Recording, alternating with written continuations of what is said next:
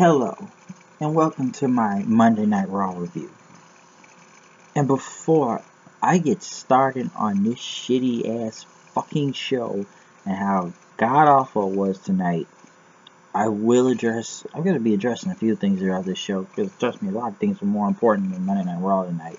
One thing I do want to say, and I know everybody's been knowing this over the weekend and stuff, first I would like to say rest in peace to Adam West, the original Batman, even though I did not really grow up on it.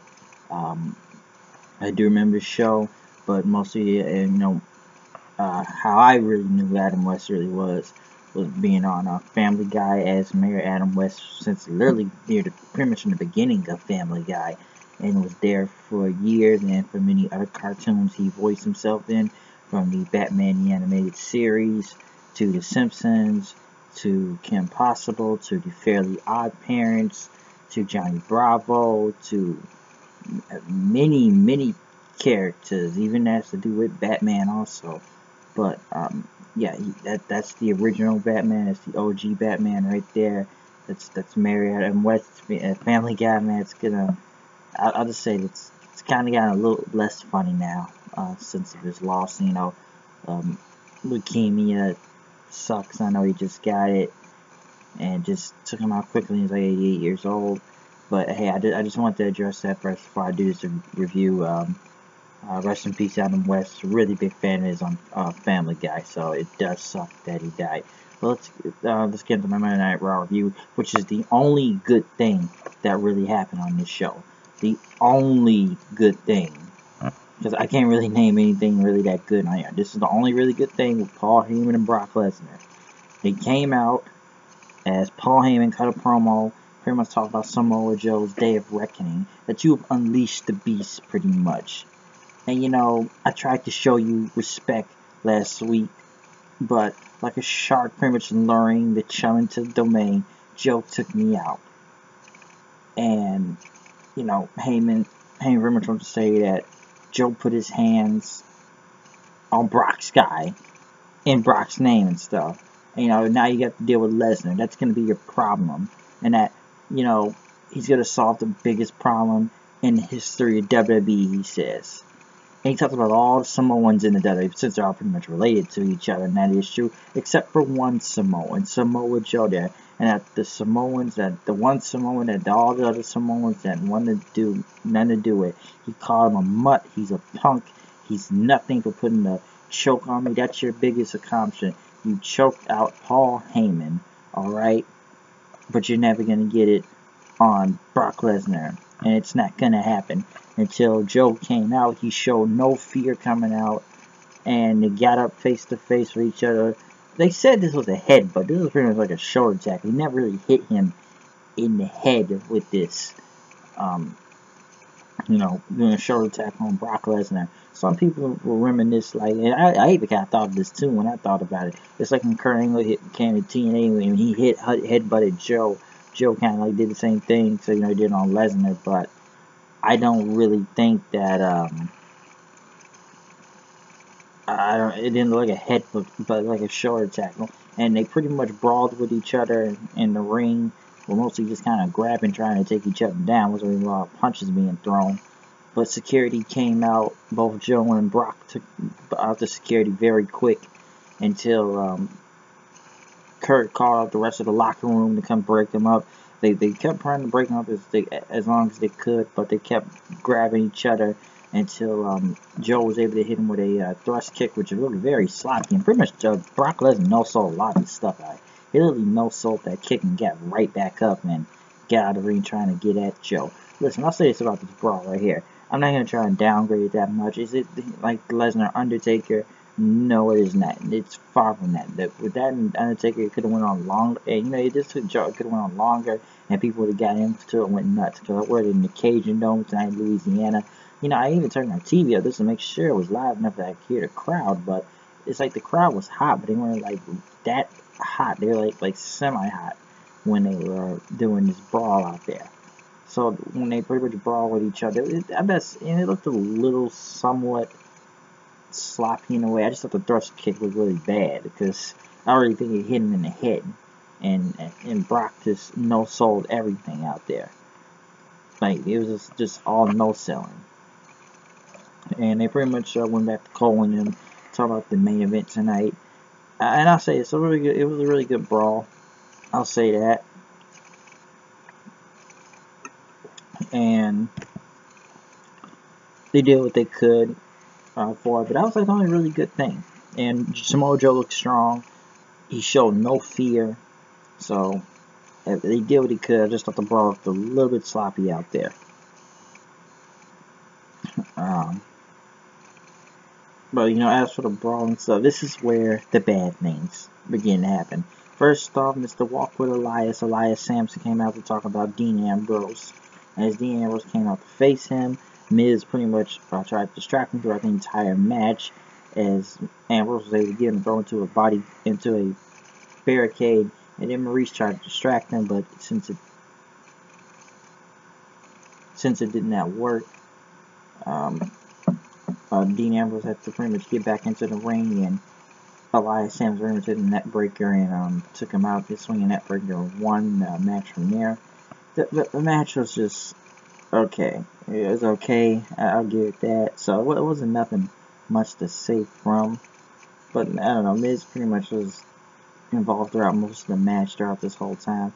But then this is where everything just started going crazy. Like, and yeah, I don't mind the Gold of some truth videos, but still, when are these two ever gonna fight each other? Gold is talking about the Godfather movies, like keep your friends close and your enemies closer, and tell them that truth is jealous and that nothing lasts forever if it's gold and stuff. And he went on, what was it, the third week now, said that the golden age is back. And then he went at the Miz and Maurice, as they pretty much told Kurt Angle what he's gonna do about this whole Ambrose thing. And he said nothing, and Maurice looked very pissed off over the whole clock thing. And since, Angle said, that's your problem. I'm not going to do anything about it. Nothing's happening. One thing that sucked tonight, this is where everything just started to go down. You got Cedric Alexander versus Noam Dar said they were done fighting. They said they fought on 205 Live, but they're doing the fight again on here, doing another match, which it was so annoying that they had Alicia Fox talk on his speakerphone throughout the entire entrance all the way into the ring, and she talked, and she talked, and she talked, and she talked. Cedric won with the lumbar check and won the match, and nobody cared for 205 guys, right? They don't care for the cruiserweight, so. And Alicia Fox just became annoying, just like who did not care. And listen, I'll be honest with you, I did not pay attention to a lot of this show tonight, alright? You got Roman Reigns out here doing his little promos, the 2 video promos for him to pick who his SummerSlam opponent will be next week. Bray freaking Wyatt. Oh, Bray Wyatt. And I know we all know the news of Bray Wyatt, but as soon as I saw Bray Wyatt come out here and says that I'm gonna get all y'all that say my payback, you will all pay for your guilt. You tried to do that with Roman Reigns last week, and you did not win. And he says, I'm going to take my name with you. You will fall, man. It's the same old bullshit with Bray Wyatt and his promos. And it was literally the same thing he said this week, except this time he's talking about Seth Rollins out there. And that the world is sin or something like that. And, Seth Rollins had to be involved in this, talking about Bray Wyatt saying, I called you out and you're not a martyr. And I dare you to prove me wrong. And he said, I don't want to fight and everything, but his power, his power can go over his.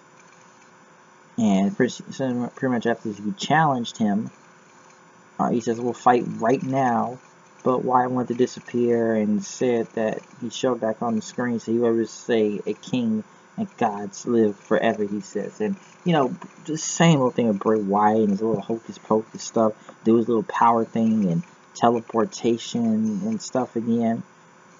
And it's like, even I don't care where this feud is going. I don't know what they have to call with Seth and Bray, but I really don't care about where this goes. Bray cutting the same ass promo again. It's calling everybody a coward, ain't helping. We all know the news about Bray Wyatt right now with the whole, it's a shame, really, and it's bad that, his wife divorced from him. And I think he has 2 kids also, but I believe she took the kids in that. But he pretty much got caught cheating with JoJo, ring announcer girl right there, which they said he went to court and filed an injunction on her to keep her mouth quiet, but I don't know if that ran out of that. She's just running her mouth and everything. And I don't have much to say about this case. I just heard there was Hulk Hogan's lawyer, well, not Hulk Hogan's lawyer, but his wife's lawyer, ex-wife, Linda Hogan, was part of it. She got a lot of money off him. I don't think it'll be the same way for Bray Wyatt, but, you know, I hope not and everything. But Bray Wyatt, listen, we all know this guy lose. He's just horrible on TV. They just not booking him right. I'll give him a good taste of women though. Say if you want, yeah, it's wrong for what he did, but I give him a good choice of women for who he well, they say he hit that. So JoJo, who wouldn't? You can't really hate on that. I'm sure anybody would try to go for that if they had the chance. All right, anybody would. So you can't really complain that much or get pissed about it.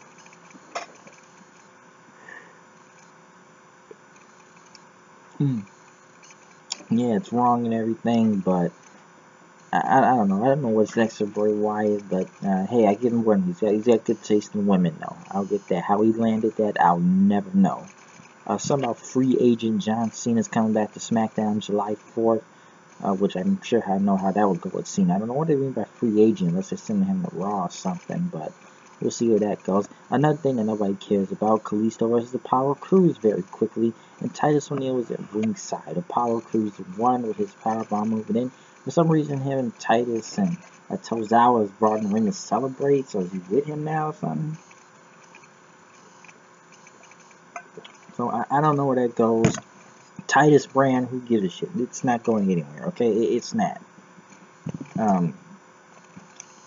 Miz continued to look for another partner throughout this entire night from Slayer and Rhino and talked about the Marine 5.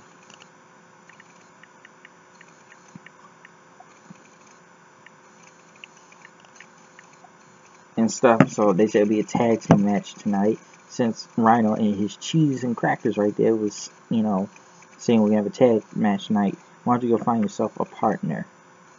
And that's gonna be another worst segment of the night, also. It's getting just really bad. Alexa Bliss came to the ring and talked about Nia Jax and after her title celebration and stuff, and she had no obligation to it last week. And she talked about the Money in the Bank match, the SmackDown one, but she pretty much, Nia Jax pretty much came to her and said, "You promised me a title shot." But Bliss pretty much tried to hack her like she was to see her and everything. Hey man, I wanted our match to be on the WWE Network until it was ruined by Mickie James and Dana Brooke. And then it came out then, which got no reaction. Mickie called Bliss a little dwarf and stuff. No, pretty much called a dwarf. She pretty much called a dwarf coming out there. I guess they wanted a title shot and talked about territory. Like, I'm a 6-time women's champion, you're just 2. And since they all wanted title shots, Alexa says, I'm account for my actions. Like, this is Jim. Alright, these are the guys. They keep talking about me, right? So, you do something about that. It was about the whole we have a Nia Jax problem type of thing. Emma was back then. Emma came back. Emma was back on TV. She pretty much came back from, I don't know how many injuries at this point, but there's another one person doesn't care about in the crowd, right? No one did not give a fuck about her. Yes, she wanted a title shot. She ready to take her rightful place, but Bliss pretty much laughed at her. You're delusional. Sasha came out, which actually got a decent reaction out there. Pretty much said that, you're the best in every day out, and pretty much knocked Dana Brooke's eye out of her. Well, not eye, but at least somewhat help her with her it's not even a black eyebrow or anything. I guess it just helps somebody, I guess. Not really sure, but which I don't even know where I'm at right now when I'm talking. For some reason I've lost the track of thought here. But Sasha came out then and said that I should be champion and everything. And I sure got to start a party and pretty much punched Alexa Bliss in the face, pretty much making a 6-woman tag, and I'm sure you'll see how that goes and stuff. But Sasha and them were able to win the Never Weight titles. I really don't get where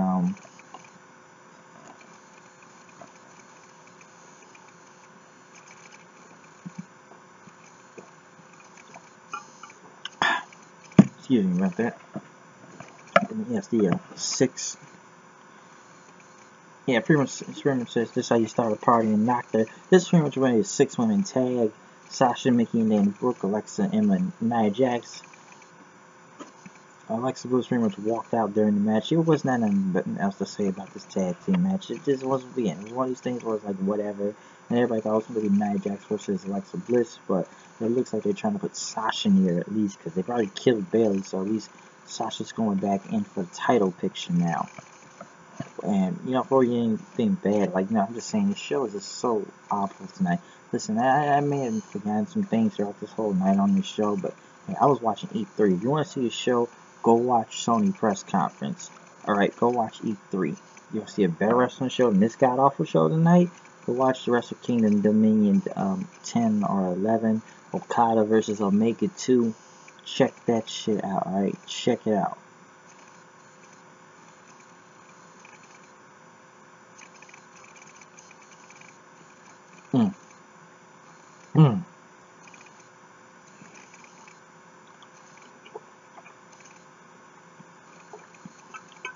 Like I said, I was either watching E3 or something like that. The NBA Finals is just something better to look at throughout this show. Is just god awful, right? There's just a lot of more bad than you would see good on the show. And this is just straight up bad. It's almost like, well, why am I here? Some people, they gotta go there they want to, so they would travel a lot, but to go to Japan, I just thought that it was just bad.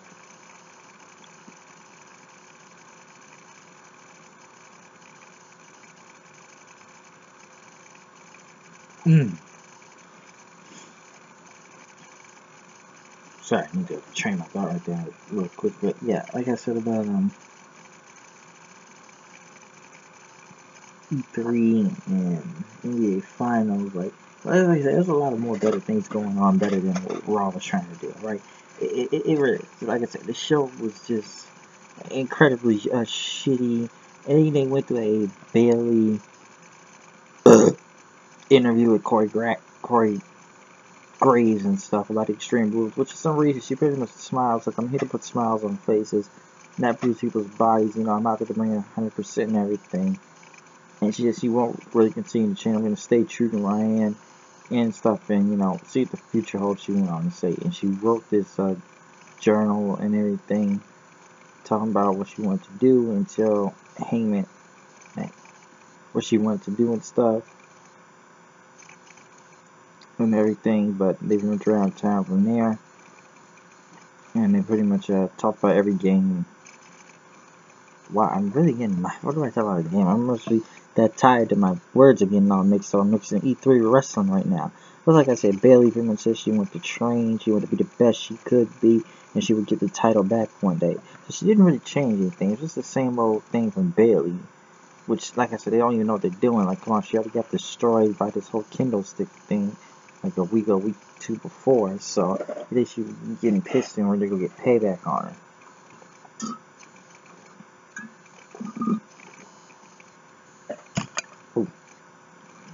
So, I don't know. The whole Bayley interview was almost like the same old Bayley. Like, nothing didn't really change. It's just the same old thing with her. Slater and Rhino went against, oh, we got Miz and the Dancing Bear. They went against a Dancing Bear as the bear got in the ring and Slater tried to punch him, but the bear said he was pawing. Slater called him pretty much like the crow, or break him up or something like that. That's what they were going for. But,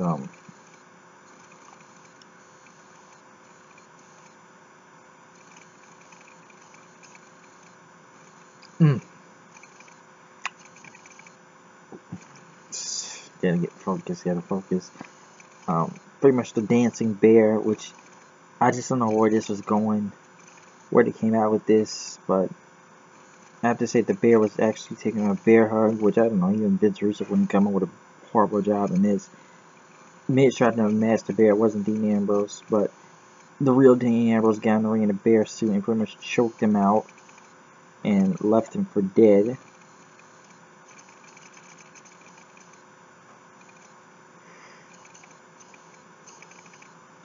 Mm.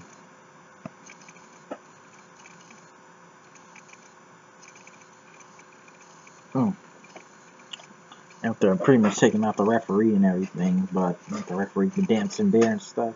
But the real one got back in the ring and pretty much took out Miz and put Slater on me just to get the win. I don't know where they thought that bear suit was going to be funny. And I was one thing I forgot about it. They were watching us. They were mostly like watching the NBA game during this whole time because this show was god awful. Well, like I said before, they were watching E3 and then watching the Sony press conference. That's something that I was watching more better than Raw. Alright, I don't know what some people think, and I get this. Vincent Dunn must think that was something funny with the whole snake thing and stuff, and Dean Ambrose and, I'm sorry, Wackadoo Dean and Miz right there. I'm sure it was, but it's just laughable, really. So, I really don't know how much you can put up with that. They didn't know what to do, and I don't know, like, come on, this guy sitting on his jet, and you guys ain't even let him out yet, if anything. But, I don't know, whoever thought that was a good idea with this whole horse thing and stuff, and which wasn't bad, but this is only just a way for, Vincent Dunn just trying to get this stuff over with this bear thing. The bear thing just killed it, alright? I don't know what they're going to do with the bear thing, but it killed it. Raw, what else happened on here? I am losing consciousness out of the bear thing. Neville spoke on the mic after Rich Swann came out, and he pretty much beat him up, and he told Swann, there's only one good king, I've taken them all, he says. T.J. Perkins, Austin Aries, and now Swann, which I don't think anybody can beat Neville at this point, because he maybe is unstoppable in the Cruiserweight division. And he called out Kira Tozawa, but he said, it's got to be taking more of your Titus O'Neil tweets to stop me, he said. You're going to bend the knee and kneel before him.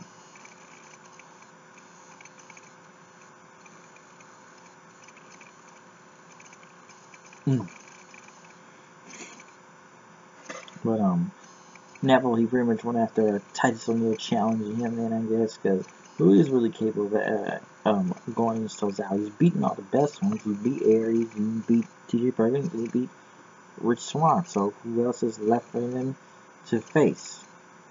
And as we get into the main event, Sheamus and Cesaro when it's Hardys and not 2 out of 3 falls, but Enzo and Cass are supposed to come out and face Gallows and Anderson for the 100 millionth time. That they're get the money, but they never even made out there first.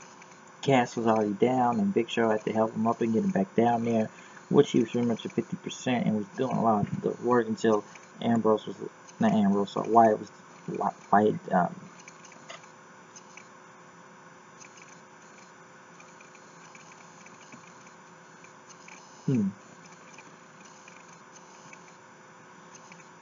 Gallows and Anderson, Slade and Rhino. Yeah, pretty much a 50% one, which I don't know. Whoever's playing as Ratchet was just still kind of losing out there, in my opinion. But it's almost like, where are they going with this idea with this whole Skyrim thing at this point? And why they even in this game? Because they've really kind of killed their momentum when it comes to tag division in a way, too.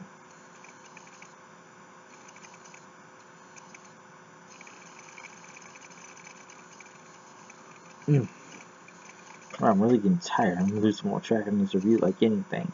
But since the club was able to win and beat Enzo and Cass, they're pretty much going to take him down with another magic kill until Big Show came out up there, and Big Show helped him up then after that. I've already spoken to the Goldust and True promos one more style like the 70s, and one is like an old school to an old movies Goldust type of deal. But as Enzo talked to Big Show in the back, Big Show pretty much says, I didn't take him out. And then you tell your friends SAWFT soft. Maybe Big Show is done. It'll be his, 1000th heel turn again. That's bad enough, alright? And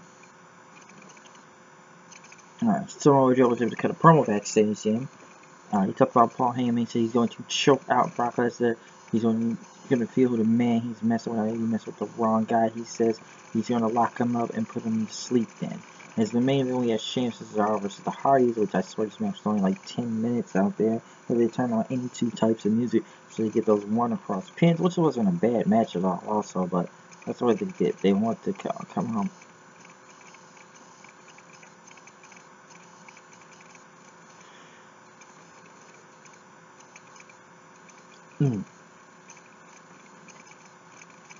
Sleep right there. But like I said about the Hardys out there, you can't really do a 2 out of 3 falls match in like what 10 minutes. It didn't make sense. So they both got quick wins, and it was ended by a countout. What a letdown for everybody in that arena tonight. A really big letdown, just because it wasn't even a clear decision on the whole 2 out of 3 falls matches, anyways. So the Revival still retain and everything, but Girls of Destiny said they would go after them and stuff. So it's fun, like I said, for the arena match before, and with who else was in it for? Okada, I think it was. So that's why. But Ubisoft. Why am I on Ubisoft? You know, I'm really mixing up Raw and video games. I am not even going to know where I'm going with this.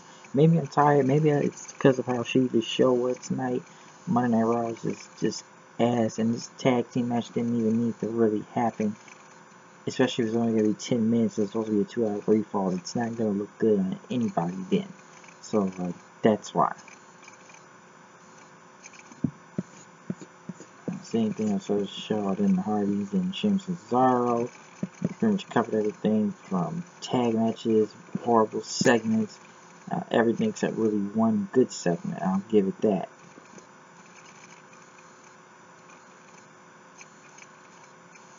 But like I said, overall, Raw was bad. I'll just leave it from there. I'm gonna roll up out here. Comment, subscribe, anything. Subscribe to the channel, leave YouTube some comment. Do what you want to do, right? Just we'll see you later. And like I said, it's a review of Raw, SmackDown, Ring of Honor, TNA, New Japan, anything we can get our hands on, it will be reviewed. So yeah, but I'm going to roll. I'm going to see you guys out of here. I am just losing consciousness right now because I need to sleep. Whoever did this episode of Monday Night Raw tonight, except for that Joe and Lesnar segment, needs to be deleted and rendered obsolete. I'm surprised this crowd did not hijack or go delete. If you want to see something better tonight, if you want to see a better wrestling match, if you want to see something better than Monday Night Raw, go look at Dominion Japan, New Japan Pro Wrestling, Okada vs. Omega 2. Go watch E3 all week, especially the Sony press conference tonight. So what I saw a lot of games like the new Spider-Man.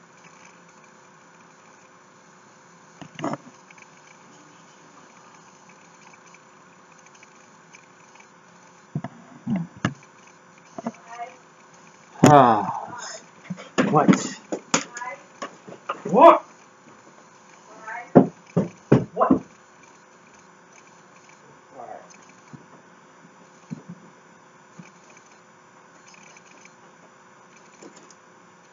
Yeah. The new Spider-Man game and other stuff. NBA Finals, Golden State Warriors won the championships, but I am out here. I'm all over the place with this Monday Night Raw view. I'm tired. Peace out. Watch E3 all week.